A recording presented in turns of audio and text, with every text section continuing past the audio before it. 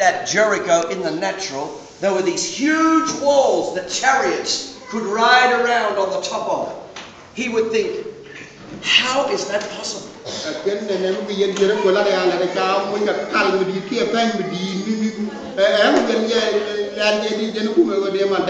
But Jesus said these words, all things are possible to those who what? To those who believe. And you believe with your heart. But if your heart is clouded by wrong things, you will not be able to see. In order to access the promise of God for your life. So that's why it says in Proverbs chapter 4 verses 20 to 23.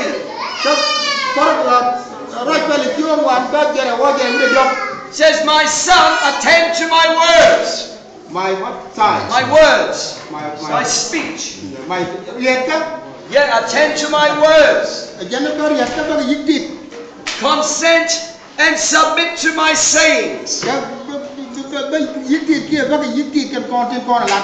Remember we said before we have to live by what God says. In other words, what it's saying here is give attention to what God is saying. It said, let them not depart from your sight. Don't let God's word depart from your sight. Now, I don't want to ask you how many people read their Bible every day here because I don't want to embarrass you. But I'm telling you, if you don't read the Bible every day, you're in trouble. Because the Bible says to keep God's word before your eyes. Attend unto my word. That means read it. Listen to it. Do what it says. And if you do, it says that it will be healing and health to all your flesh. The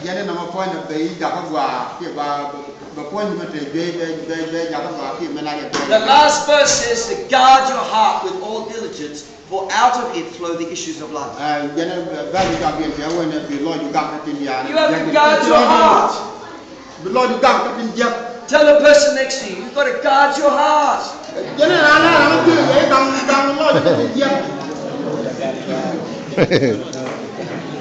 Now when I think of guarding something, I think of a soldier who guards a city. He walks up and down in front of the city.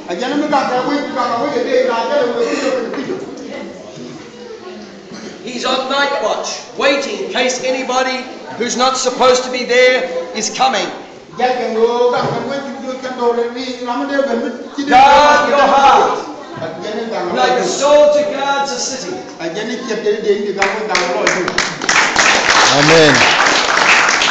Now what happens if somebody is trying to get in? What does the soldier do? Halt! Who goes there?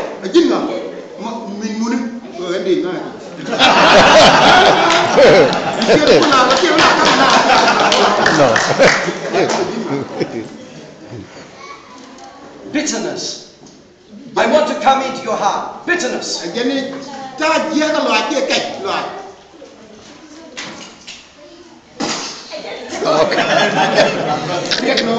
No. Bitterness is an enemy of the heart. You have to shoot bitterness. It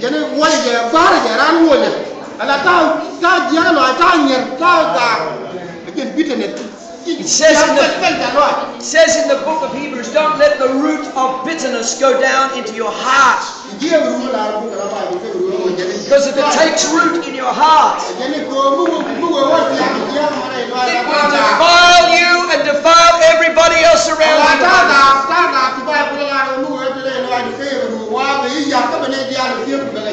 Halt!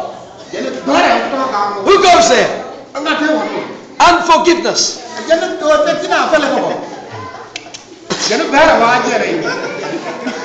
You got to kill unforgiveness. Don't let it come into your heart. You know what? If you let unforgiveness come in, it will torment you day and night. Jesus told a parable about a man who had a huge debt.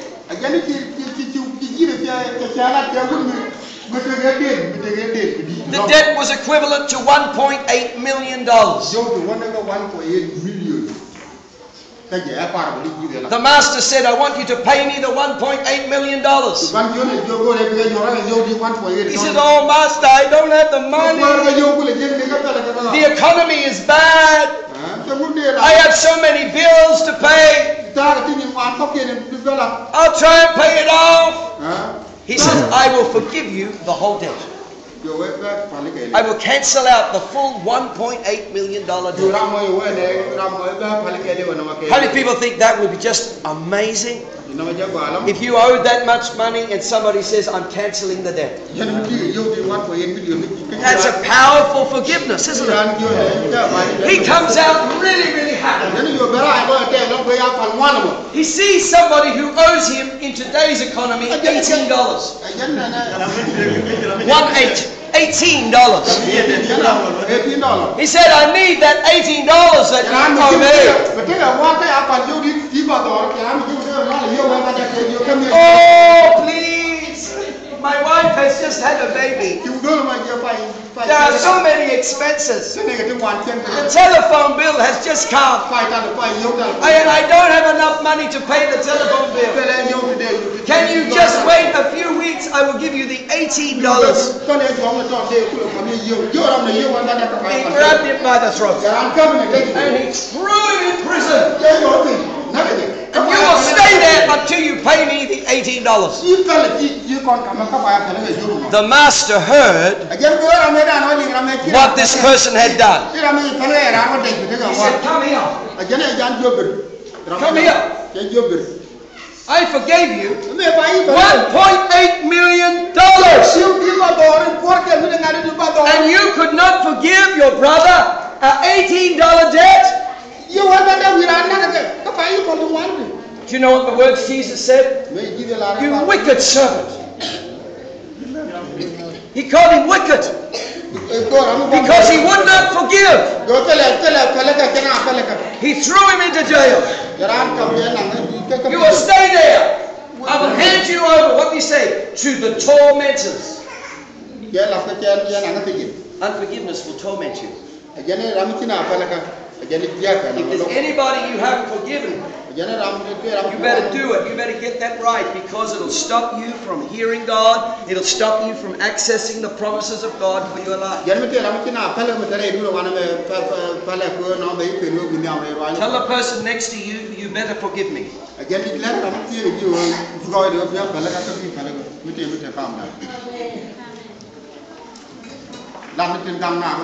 didn't see you doing it. Did you tell it? You better forgive me.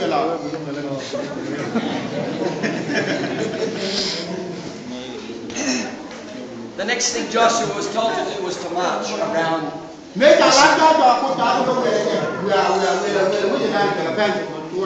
It doesn't seem like much of a battle tactic. But if God tells you to do it, you better do it.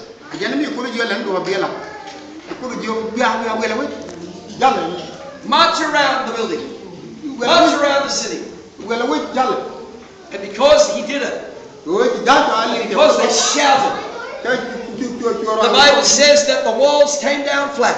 And they went up and took the city. You know, sometimes things seem impossible in our life. Many years ago, we were moving from a rented premises into another rented premises, from one building to another, and I wanted to go in this specific building for the church, but there was a 13-year lease on the building by somebody else. Yes, a 13-year lease on the building that I wanted to go in. There was a contract. Somebody else had a contract.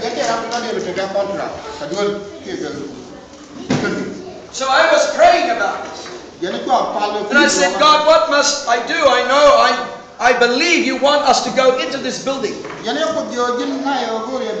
It was 1 a.m. in the morning. I was praying. I was seeking God at 1 a.m. in the morning. The Lord spoke to me. He said, go and dance in front of the building. That sounds ridiculous, doesn't it? Just as ridiculous. Look at those shoes. Where'd you get those shoes? They're amazing. I've never seen a pair of shoes like that. They're beautiful. Anyhow, I've got distracted now. Those shoes. So the Lord says, go and dance in front of the building. I went and got in my car. At 1 o'clock in the morning, I drove down to the building that I believe God was telling us to go into. I got out of the car and I began to,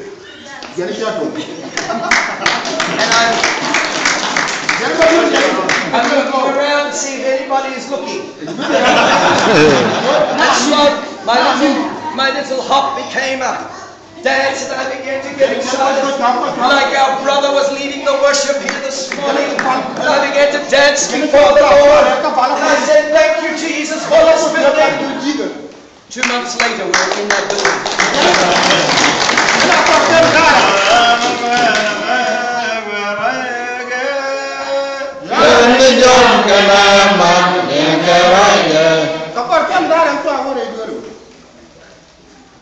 You have to take action. You have to do what God's telling you to do.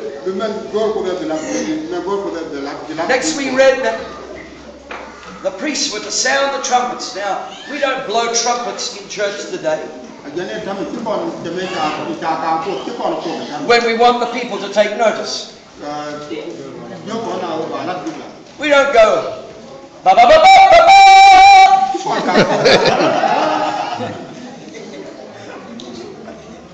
But I want you to understand, so I want to teach you something today, right?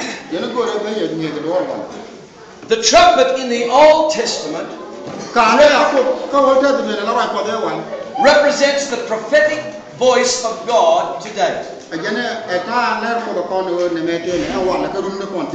So when God speaks prophetically, when God gives an instruction to you by revelation,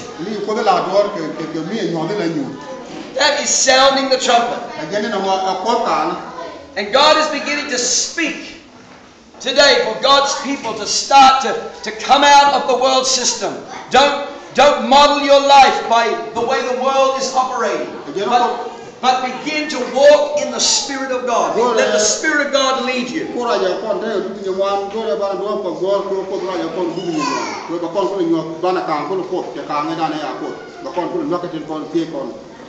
So the trumpet sounded. And they said, when you hear the last trumpet sound, you've got to shout.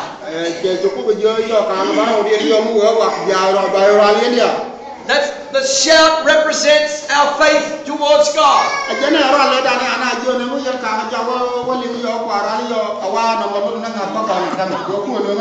says in the New Testament, I believe, therefore I speak. If you believe what God says, you will speak it out. So the trumpet sounded. And then the people began to shout the great shout of faith. And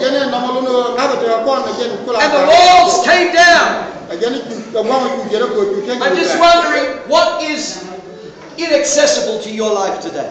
What promise of God can't you get to today? The Bible says the just shall live by faith. For just over 12 months, Michael has been believing God for his wife to come to Australia. And you know, they had to do all different things, and they get that done, and they say you have to do this, and then you have to do that. And finally, this week, she got a 2-year visa to come to be with Michael. So we're all praising the Lord.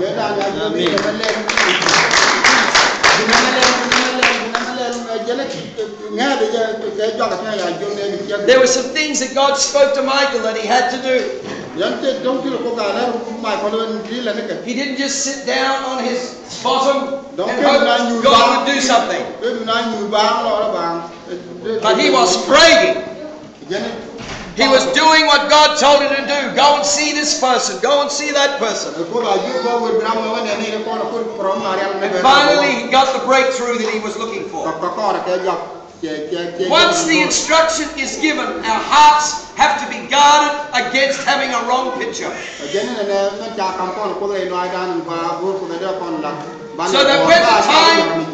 that when the time comes to shout, we'll be able to shout. There's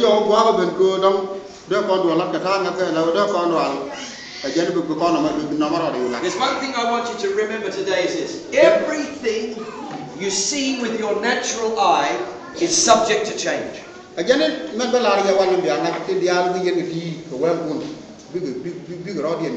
No matter how difficult it looks, it's subject to change. Tomorrow, that impossible situation that you're looking at can change. Because all things are possible with God. All things are possible with God. Hallelujah. Amen. Then once you've acted out in faith, you've done everything God has told you to do, you've got to go and possess the promise God has for your life. You've got to actually go and do it.